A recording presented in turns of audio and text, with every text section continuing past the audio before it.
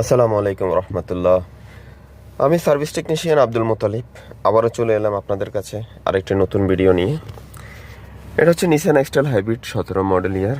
এই গাড়িটা কাস্টমারের কমপ্লেন ছিল, ওনার গাড়িটা হাইব্রিডে চলে না, অনেক কম।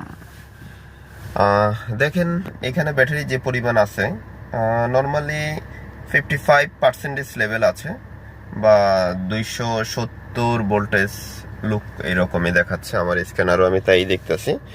কিন্তু গাড়িটা এখনো হাইব্রিডে যাচ্ছে না, কন্টিনিউ ইঞ্জিনেই চলতেছে। তো কাস্টমারের এই কমপ্লেনটা মাঝে মধ্যে আবার ধাক্কা মারে, বন্ধ হয়ে যায় গাড়িটা। তো এই সমস্যাগুলো নিয়ে আমরা অ্যাভেলেবেল কাজ করি। কাস্টমার এই কনসার্নটা নিয়ে আসছে, গাড়িটা হাইব্রিড একেবারেই কম চলে। তো আমাদের সার্ভিস সেন্টার হচ্ছে বসুন্ধরা আইভার কেয়ার হসপিটালের পাশে AM ক্যাপিটাল অটো সলিউশন। আমরা হাইব্রিড নন হাইব্রিড সব ধরনের ব্র্যান্ডের কাজ করে থাকি। আমাদের কন্ট্যাক্ট